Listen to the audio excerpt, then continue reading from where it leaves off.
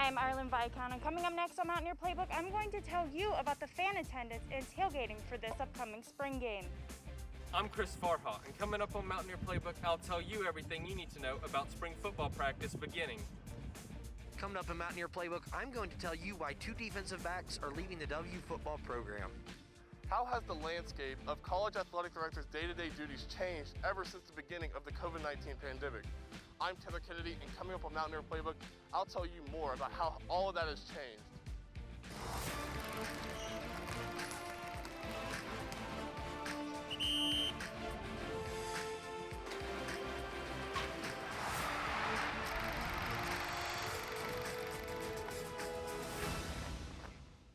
Welcome back, everyone, to our final episode of Mountaineer Playbook. I'm Arlen Viscount. And I'm Mark Schoenster. Today we are doing something a little different. Instead of gathering stories all around WVU athletics and recreation, we are bringing you an all-encompassing coverage of the upcoming WVU football spring game. That's right, Mark. As the gold and blue game is approaching, there has been a lot of talk about how many fans will be allowed in the stadium, and if masks and social distancing will be required since vaccines have been given out. I found out more on this question. This year, WVU football season has been anything but normal. Last year, the Blue Lot was filled with people for tailgating. The stadium was sold out, but the fall season started with no fans at all. Fans were disappointed until October 17th, when fans could come watch the game for the first time since the pandemic started. Hopefully, there'll never be anything like this ever again. And I want to be able to say, I was there at the games. I was able to make it. I may have been part of the 15,000. And I think it goes back to me going to as many games in the past as I've had and seen a lot of big moments in WVU football history. Fan capacity for the upcoming spring game will be 25%, and this is to keep everyone safe. Social distancing and wearing a mask are required to enter the stadium, and this could continue into next season. There's light at the end of the tunnel. There was no light last year when I sat here to say, what does it look like? I think there's light at the end of the tunnel, but, based on some of the history and things I've read about the 1918 pandemic and the Spanish flu, you don't come out of this in a year. So, I said going into this, this is a 2, 3, maybe even 4 to 5 year process to get completely back to what is the new normal. The new normal for now is limited capacity for the annual Gold Blue game set for Saturday, April 24th. As for the fall, the plans are still coming together and will likely include a mix of limited seating at Mountaineer Field with steps towards full capacity on the horizon. Even with the pandemic throwing curveballs into last season and this season, it hasn't stopped Coach Brown from taking advantage of the spring to improve on some deficiencies from the 2020 season. Chris Farha tells us more. Spring practice is underway for the West Virginia football team. Head coach Neil Brown is at the helm for his 3rd season and wants to focus on improving situational football. Situational football is number one. Critical situations. Today we really worked 2-point plays with the new overtime rules. I think that's going to be something that's important. Last year, spring ball was canceled just after 2 practices due to the COVID-19 pandemic, which took away the opportunity for many players to develop and prove themselves. This year, the Mountaineers will look to carry momentum after they finished 6-4, including a 24-21 win over Army in the AutoZone Liberty Bowl. Jarrett Dagey started all 11 games for WVU last season, is expected to be the starter. Redshirt freshman Garrett Green will also look to make an impact at the quarterback position. But really, it's working.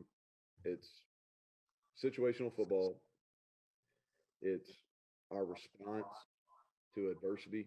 I didn't think in the last 2 years, I don't think we've responded to adversity in an elite manner, and we need to do it. We need to be able to do that to improve our,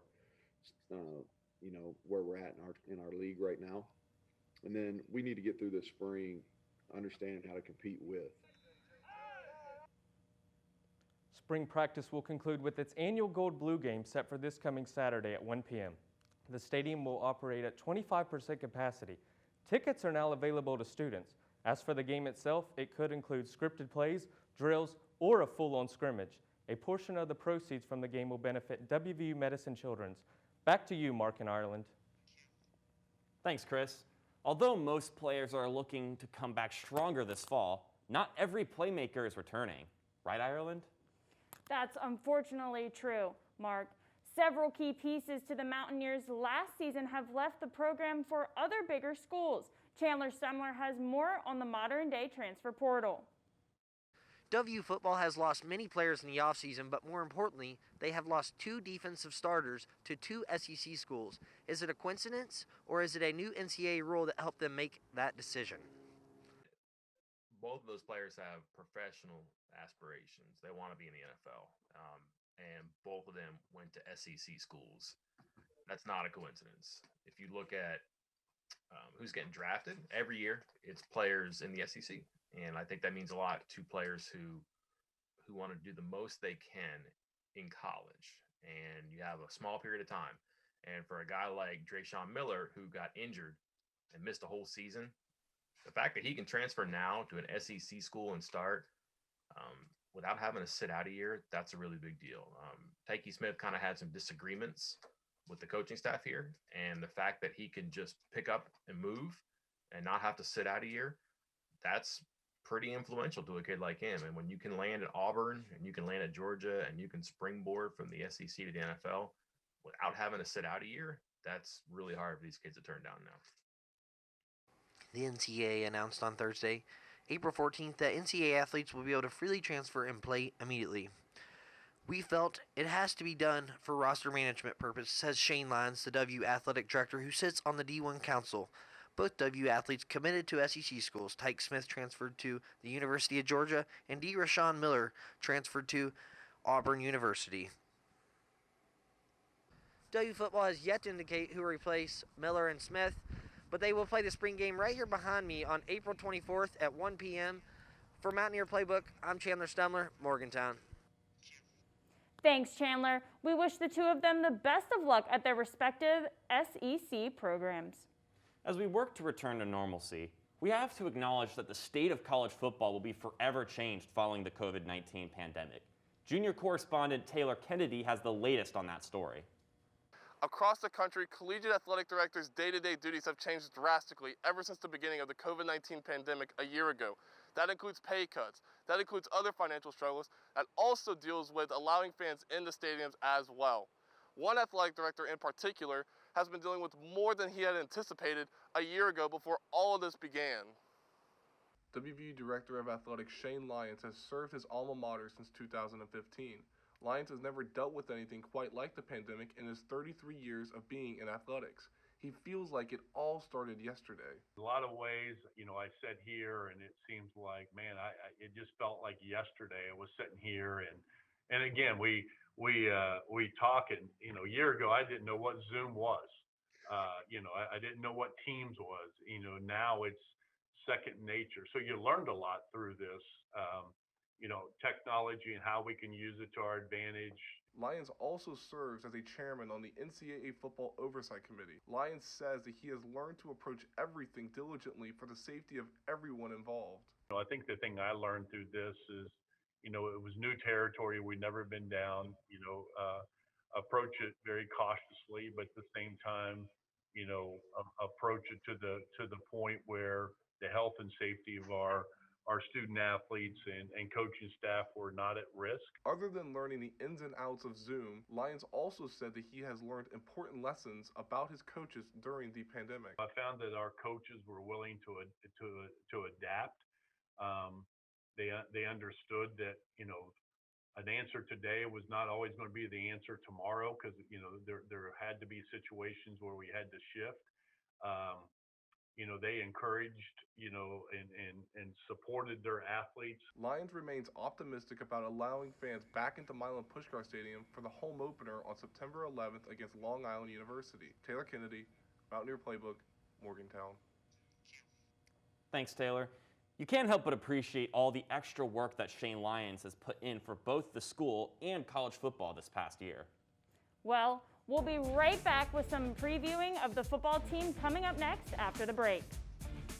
I'm Will Aldrich, and coming up on Mountaineer Playbook, I'll tell you about some of the quarterbacks for the WVU football team that are competing for playing time this season. I'm Cole Pancake, and coming up on Mountaineer Playbook, I'm going to give you an inside look at WVU's new defense. Playing Division I football can be challenging enough. Join me, Camden Ludwig, for today's episode of Mountaineer Playbook, and I'll break down how deciding to come back for a potential career-ending injury can be even more difficult. We conquer mountains, but that's not why they call us Mountaineers. It's because we don't let anything stand in our way. We build what's never been built, seek cures for the incurable, and go first into undiscovered frontiers. We are Mountaineers, and impossible is just another mountain to climb.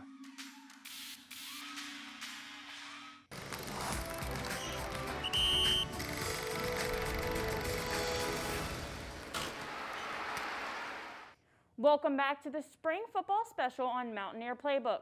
We've looked at the broad picture, but now it's time to dig into the team this year. You're absolutely right, Ireland.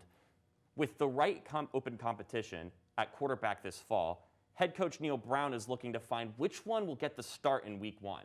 Will Aldrich is at Milan Pushkar Stadium for more on the story. With 3 quarterbacks on scholarship for the 2021 season and last year's starter Jarrett Dagey, redshirt freshman Garrett Green, and true freshman Will Crowder, Neil Brown is hosting an open competition for the starting job, giving everybody a clean slate to win the role. This is a teaching environment here. Like, we're trying to teach. We want to get as many people reps as possible, and we're not coming out of spring with starters at any position. Redshirt senior Jarrett Dagey finished the 2020 season with 14 touchdowns to 4 interceptions, with 2,587 yards passing and a completion percentage of 63.9%. Dagey started every game for Neil Brown, finishing 6-4 and earning a trip to the Liberty Bowl. Dagey is considered the heavy favorite to win the job and continue his career as a starting quarterback for his senior season. Here at Milan Puskar Stadium, Dagey is 5-0 as the starter.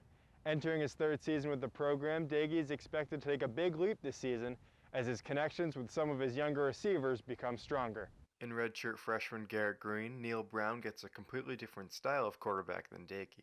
A dual threat by nature, Green rushed for 930 yards in his senior year at Lawton Charles High School in Tallahassee, Florida.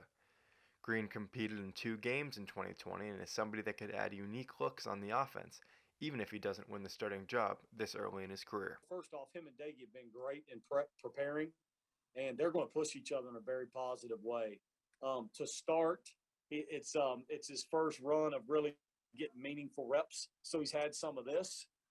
He had a special throw day 1, and then there's been a couple moments where we've thrown it to the wrong people and had some moments that quarterbacks have. Finally, Neil Brown brought in freshman Will Goose Crowder from Gardendale, Alabama. With his impressive pocket presence and accurate deep ball, Crowder put together an impressive high school career where he led his team to 4 consecutive playoff appearances. The true freshman enrolled in January and isn't expected to compete just yet for the starting job, but is certainly somebody to follow over the next couple years. Will Aldrich, Mountaineer Playbook, Morgantown.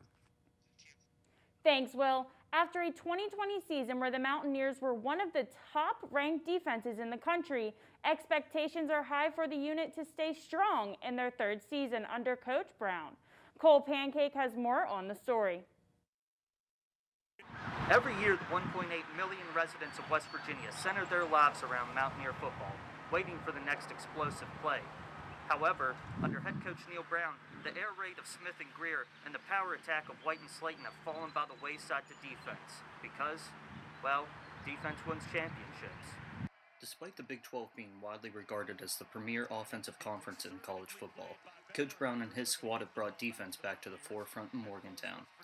Last season, the Mountaineer defense finished 25th in the nation in opponents' points per game, as well as 5th in the nation in opponents' yards per game. However, with the loss of Big 12 Defensive Player of the Year Darius Stills to the NFL and 5 members of the secondary transferring out of town, defensive coordinators Jordan Leslie and Shadon Brown will have their hands full creating schemes to fill the gaps in their coverage.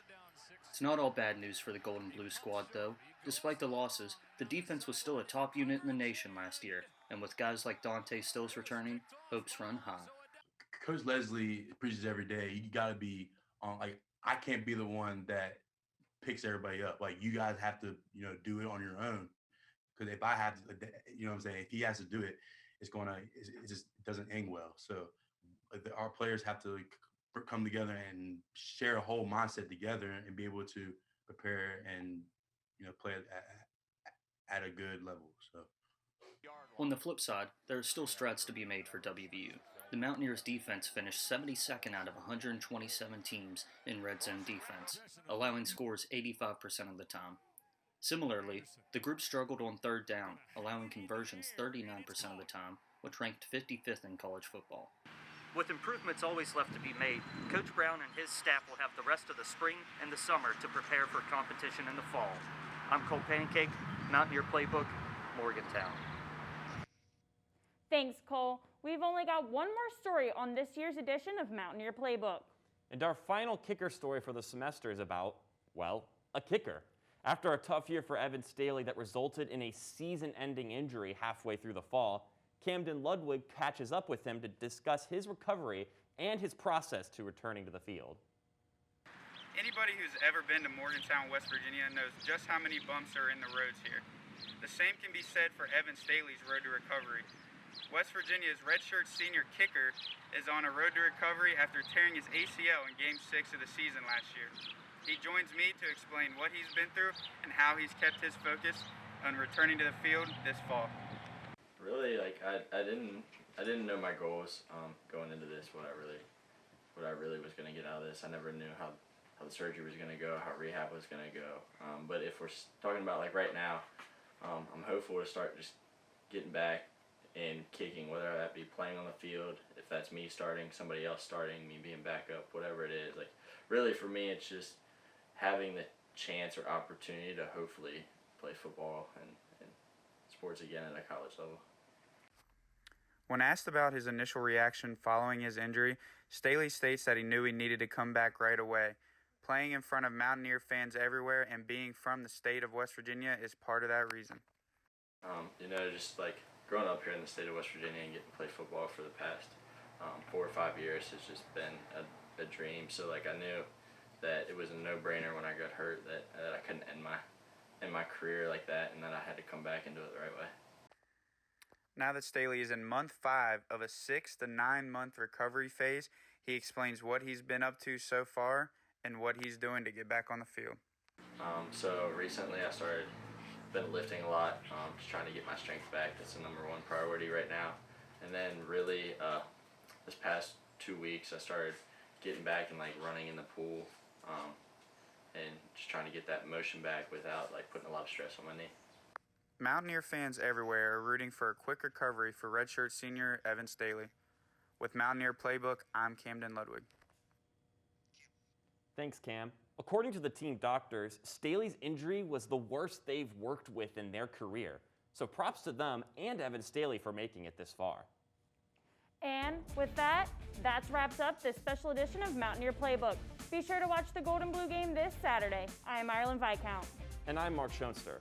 Thank you all for following us this semester. It'll be a new roster of talented journalists next time this show airs. From this whole crew, so long.